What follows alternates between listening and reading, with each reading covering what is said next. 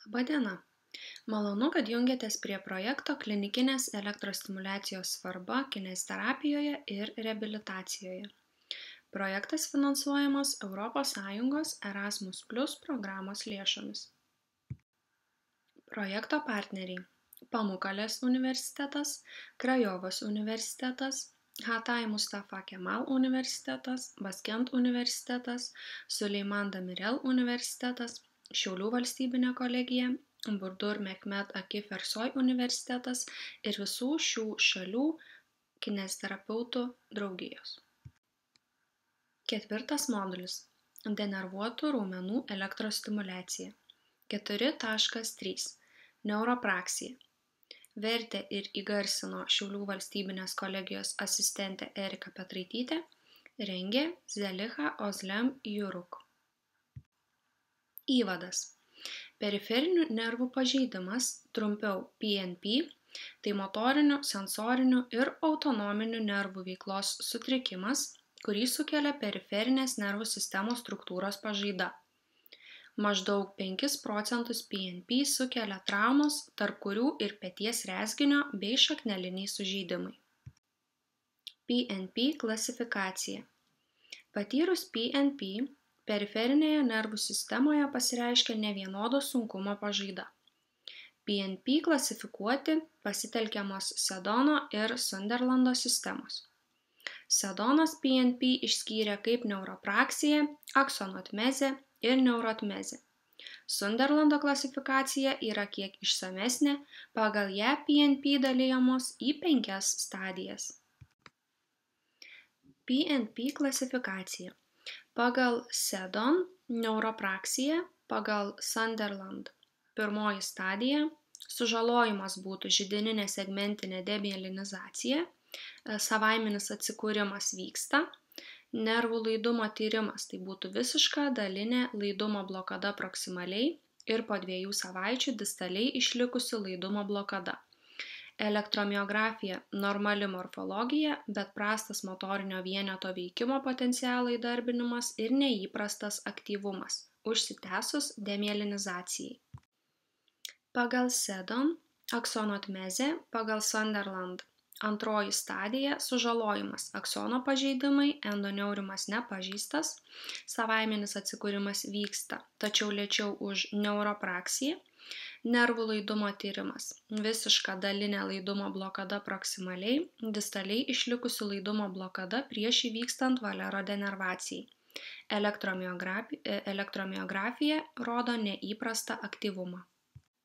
Pagal Sedon aksonotmezė, pagal Sunderland 3 stadija – sužalojimas, pažeisti aksonai su endoneurimu, perineurimas nepažeistas, savaiminis atsikūrimas maža tikimybė, gali būti reikalinga chirurginė intervencija ir nervų laidumo tyrimas ir elektromiografijos rezultatai yra tokie patys kaip ir antrosios stadijos. Pagal Sedon aksonotmezė, pagal Sunderland 4 stadija – sužalojimas, pažeisti aksonai, endoneurimas ir perineurimas, epineurimas nepažeistas, savaiminis atsikūrimas, aukšta tikimybė, būtina chirurginė intervencija, nervų laidumo tyrimo ir elektromiografijos rezultatai tokie patys kaip antrojoje ir 3 stadijoje. Pagal Sedon neurotmezė, pagal Sunderland 5 stadija – sužalojimas, visiškas nervų atkirtimas, savaiminis atsikūrimas negalimas, būtina chirurginė intervencija, nervų laidumo tyrimas, visiška laidumo blokada, elektromiografija rodo neįprastą aktyvumą. PNP simptomai. Denervuotų raumenų skaidulos nuo sveikų raumenų skaidulų skiriasi biocheminiu, mechaniniu ir elektriniu atžvilgiu. Morfologiniai ir fiziologiniai denervuotų raumenų pokyčiai yra tokie: raumenų atrofija, venų sąstovis ir edema, sarkoplazmos netekimas, mažesnis skaidulų ramybės potencialas, padidėjusi chronaksė, padidėjęs jautrumas acetilcholinui, traukulių ir fascikuliacijų tikimybė, išvešėjęs jungiamasis audinys ir fibrozė, raumenų masės netekimas. PNP gydymas. Elektrostimuliacija, manualinė terapija, mankšta, sensorinis mokymas, įtvarai, biologinis grįžtamasis ryšys, kasdienių užduočių lavinimas. Neuropraksija. Nervų laidumo blokada atsiranda dėl mechaninės traumos, ilgalaikio suspaudimo ar tempimo, dar kitaip trakcijos. Neuropraksija gali sukelti sporto traumos, kaulų lūžiai, raiščių ir sausgyslių pažeidimai, dantų gydymas arba chirurginės operacijos. Belo paralyžius, Guillain-Barré sindromas ir riešo kanalo sindromas yra neuropraksijos pavyzdžiai. Neuropraksija. Sužeidimas pasireiškia mielino dangale, aksonas išlieka vientisas. Valero degeneracija nevyksta. Raumenys nepradeda trūkčioti bei nėra denervuojami. Erdvė virš ir po sužeidimo išlieka laidi. Įvyksta visiškas ar dalinis motorinių funkcijų netekimas ir paralyžius. Taip pat gali įvykti ir sensorinių funkcijų netekimas. Švano ląstelės užsiima remielinizacija. Atsigavimas užtrunka 3-4 mėnesius. Paciento būklės įvertinimas. Kineziterapeutai atlieka funkcinius, jutiminius ir elektrodiagnostikos tyrimus, įvertina raumenų jėgą, judesių amplitudę, antropometrinės savybės, laikyseną, raumenų viskoelastinės, tonusą, elastingumą, tiksotropiją, savybės, skausmą ir autonominės pacientų sergančių PNP funkcijas. Jei reinervacijos trukmė užsitęsia ir denervacija išlieka, reikia atlikti išsamesnius vertinimus, pavyzdžiui, ultragarso ir magnetinio rezonanso tyrimus. Elektrostimuliacijos sergantiems neuropraksija tikslas ir poveikis – palaikyti raumens aktyvumą, kol laukiama regeneracijos, atitolinti atrofiją, aktyvuoti raumenų verpstes ir palaikyti sensorinį ryšį, gerinti kraujotaką. Elektrostimuliacijos poveikis raumenims. Skeleto raumenų elektrostimuliacija naudinga motoriniai funkcijai. Elektrostimuliacija gali padidinti suaugusių kamieninių ląstelių susiliejimą su esamomis mioskaidulomis, taip pat padidindama laisvojo kalcio koncentraciją citoplazmoje ir skeleto raumenims būdingų veiksnių genų ekspresiją. Elektrostimuliacija linkusi slopinti superoksido dismutazės aktyvumą. Todėl elektrostimuliacija skatina raumenų regeneraciją, mažindama sveikų vyresnio amžiaus žmonių satelitinių ląstelių oksidacinę būklę.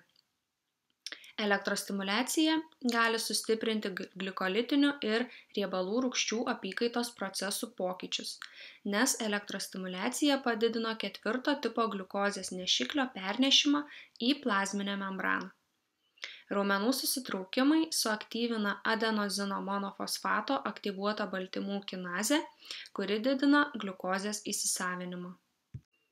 Elektrostimuliacijos poveikis nervų atsistatymui. Kyla klausimas, ar turėjo žalingą poveikį ir ar elektrostimuliacija buvo veiksminga. Neuropraksijos atveju remielinizacija vyksta greitai. Dauguma sergančiųjų neuropraksija visiškai pagyja. Todėl reinervacijos laikotarpiu taikoma elektrostimuliacija neturi žalingo poveikio remielinizacijai. Elektrostimuliacijos protokolas neuropraksijos atveju. Faradinės srovės sužadinamumo tyrimas, faradinė srovė, aukštos įtampos impulsinės galvaninės srovės stimuliacija. Elektrostimuliacijos protokolas neuropraksijos atveju.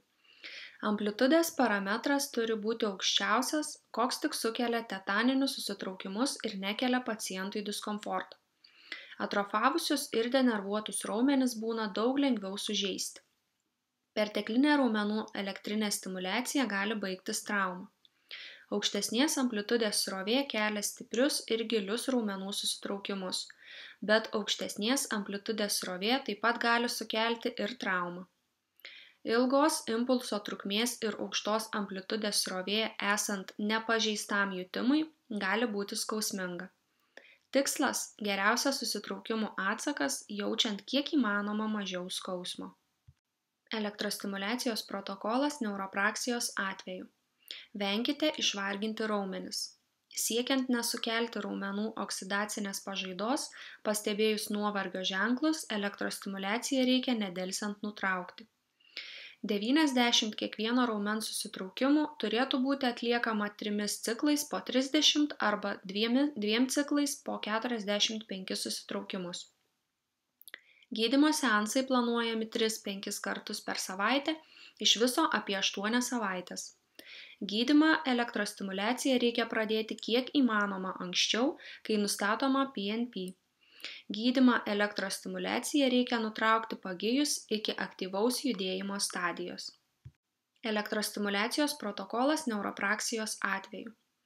Naudojamų elektrodų dydis priklauso nuo stimuliuojamo raumens dydžio ir pageidaujamo susitraukimo intensyvumo.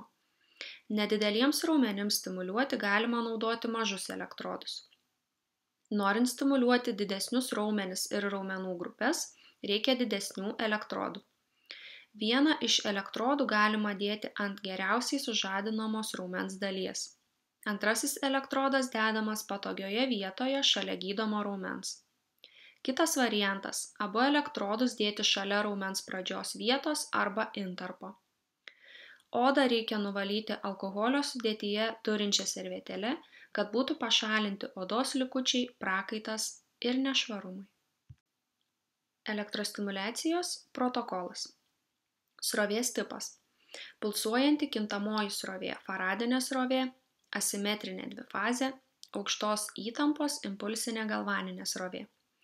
Impulsas ciklo trukmė 0,1 milisekundė faradinė srovė arba 100-600 mikrosekundžių aukštos įtampos impulsinė galvaninė srovė.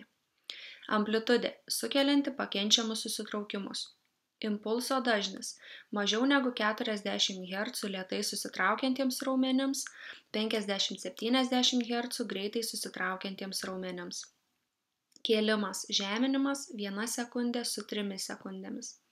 Stimuliavimas, pauzė 1 sekundė su 9 sekundėmis arba 2-5 sekundės su 2-25 sekundėm. Moduliacijos nėra. Gydymo trukmė 3 susitraukimų ciklai po 30 arba 2 ciklai po 45, mažiau negu 30 sekundžių. Seansų dažnis 3-5 kartai per savaitę, iš viso apie 8 savaitės.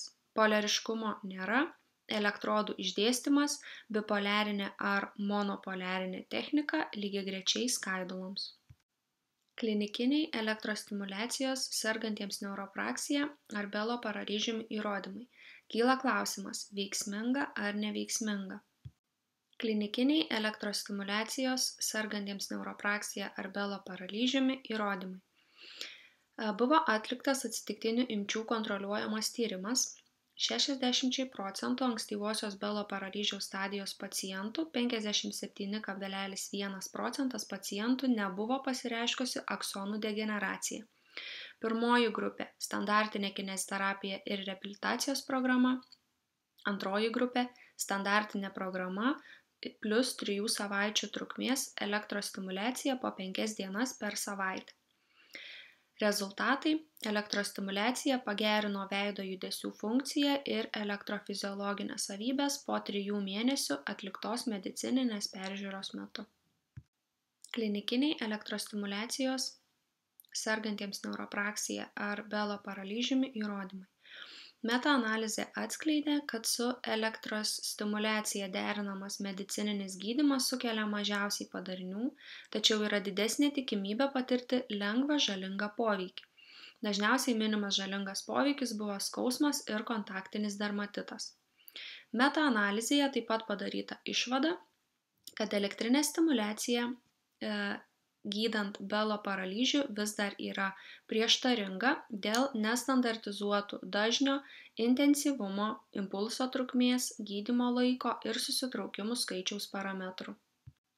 Klinikiniai elektrostimuliacijos sergantiems neuropraksija ar Belo paralyžiumi įrodymai. Alakram ir bendraautoriai tyrė elektrinės stimuliacijos poveikį veido raumenims ankstyvoje Belo paralyžiaus stadijoje. Pirmajai grupiai buvo taikoma elektrostimuliacija 10 Hz 10 mikrosekundžių aukštos įtampos impulsinė galvaninė srovė su optimaliu susitraukimų lygiu 30 minučių seansui, plus šilumos terapija, masažas, pratimai ir gydymo namuose programa. Antrajai grupiai buvo taikoma šilumos terapija, masažas, pratimai ir gydymo namuose programa. Rezultatai atskleidė, kad ūminės Belo paralyžiaus fazės metu elektrostimuliacija yra saugi, tačiau nebus veiksmingesnis gydymo būdas palyginus su savaiminiu pasveikimu ir multimodaline kineziterapija. Klinikiniai elektrostimuliacijos sergantiems neuropraksija ir Guillain-Barré sindromu įrodymai. Harbo ir bendraautoriai atliko pilotinį elektrostimuliacijos tyrimą su tikslu įvertinti jos galimybes, saugumą ir poveikį raumenų nykimui ankstyvoje Guillain-Barré sindromo stadijoje. 17 pacientų buvo suskirstyti į gausiančius elektrostimuliaciją į dešinįjį keturgalvių šlaunies raumenį arba į kairįjį. Tyrimo rezultatai parodė, kad elektrostimuliacija yra saugus ir pagrįstas pagalbinis ūmios ir poūmės Guillain-Barré sindromo stadijos gydymas. Klinikiniai elektrostimuliacijos sergantiems neuropraksija ir Guillain-Barré sindromu įrodymai. Atvejo ataskaitoje teigiama, kad elektrostimuliacija buvo taikoma iš abiejų pusių, siekiant padėti vyriškos lyties 78 metų amžiaus Guillain-Barré sindromu sergančiam pacientui geriau sugniaužti kumštį ir suglausti nykštį su smiliumi. Aukštos įtampos impulsinė galvaninės srovės parametrai. 300 mikrosekundžių trukmės impulsas, kurio amplitudė 20–30 mA, dažnis 35 Hz, 3 sekundės kėlimas, 6 sekundės plokščioji dalis, 3 sekundės pakilimas ir 3 sekundės nusileidimas, po kurio sekė 12 sekundžių pauzė. Po 16 savaičių kasdien daromos stimuliacijos pacientas gebėjo valingai sugniaužti kumštį. Jis neprarado šio gebėjimo ir po 6 mėnesių atlikus pakartotinę medicininę apžiūrą. Išvados. Denervacijos pokyčiai raumenyse nepastebimi, tačiau galima pastebėti visišką ar dalinį motorinių bei sensorinių funkcijų netekimą ir paralyžių. Elektrostimuliacija gali palaikyti raumenų aktyvumą, atitolinti jų atrofiją, skatinti kraujo apytaką ir aktyvuoti sensorinį ryšį belaukiant remielinizacijos.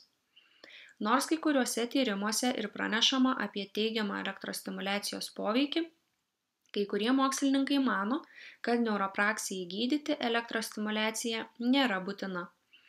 Elektrostimuliacijos reikšmė neuropraksijos gydyme vis dar prieštaringa dėl nesamų tokių gydymo parametrų kaip dažnis, intensyvumas, impulso trukmė, gydymo trukmė ir susitraukimų skaičius standarto. Rengiant šį darbą buvo remiamasi įvairiais moksliniais šaltiniais. Ačiū, kad domitės elektroterapijos pritaikymo galimybėmis kineziterapijoje ir reabilitacijoje.